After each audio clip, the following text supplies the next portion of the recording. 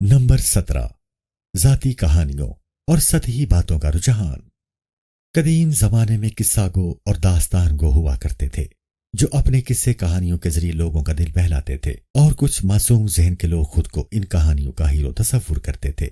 वो ख्यालों और तसव्वुरात की दुनिया में उलझकर खुद को इन कहानियों का हकीकी हिस्सा समझने लगते थे। इस तरह वो हर वक्त ख्याली दुनिया में मगन रहते थे।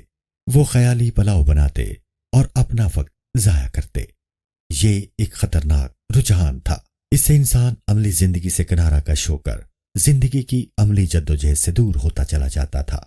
ऐसे किस्से कहानियां ज़हनी बलूगत के दुश्मन हैं। फी ज़माना ये किस्सा गो और दास्तान को मोटिवेशनल स्पीकर्स का रूप धार कर मकरो फरेब और इल्फाज का लिबादा ओढ़कर मैदान अमल में उतर आए हैं, और अपनी दिल मोह लेने वाली बातों के शहर में नौजवानों को जकड़कर उन्हें अमली जद्दोजहद से किनारा कश करके ख्यालात की दुनिया में पहुंचा देते हैं। इस तरह वो उनकी कुव्वत अमल छीन लेते हैं, उनकी तरक्की की राहों को मसदूद कर देते हैं। उनकी बातें बेवजन, भलाई और गैर मतवाजन होती हैं।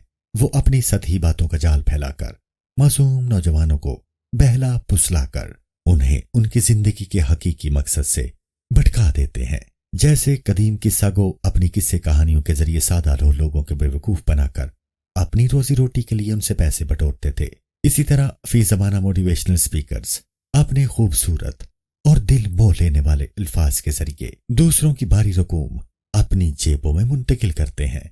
इस तरह अपने मुफादात के हुसूल के लिए दूसरों को इस्तेमाल करते हैं। हमें ऐसे फरेबकार मोटिवेशनल स्पीकर से बचना चाहिए। ये हमारे खैरख्वाह और मुखलिस नहीं होते। ये हमारे सच्चे रहबर नहीं होते। उन्हें हमारी तरक्की से कोई गर्ज नहीं होती। ये तो अपनी गर्ज के बंदे होते हैं।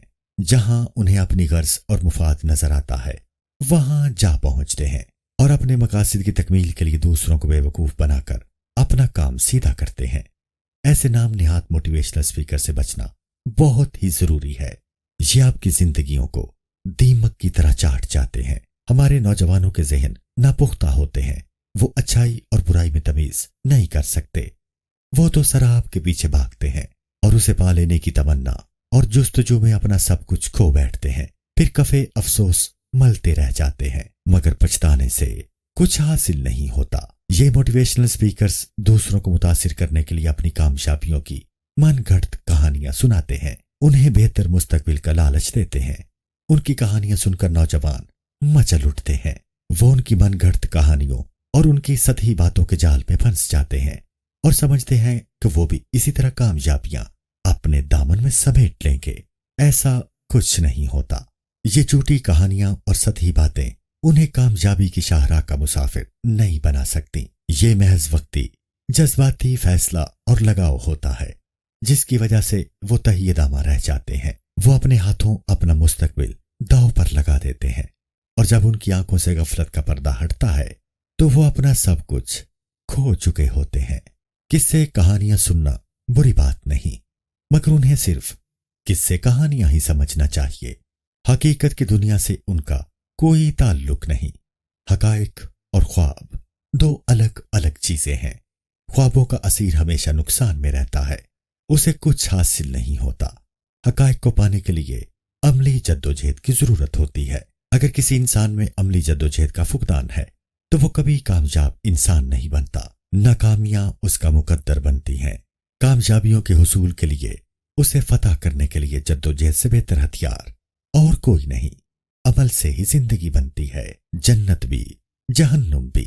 अगर किसी इंसान में अमल की कमी है तो वो कभी कामयाब इंसान नहीं बन सकता। अगर हम कामयाब इंसान बनना चाहते हैं तो हमें अमल की सीढ़ी चढ़ना होगी। यही हमें हकीकी मंजिल मकसूद तक पहुंचा सकती है। इसलिए हमें चाहिए कि ज़ाती कहानियों और सतही बातों के रुझान से खुद को दूर रखें, अमली जिंदगी की तरफ कदम बढ़ाएं। यही असल कामयाबी है।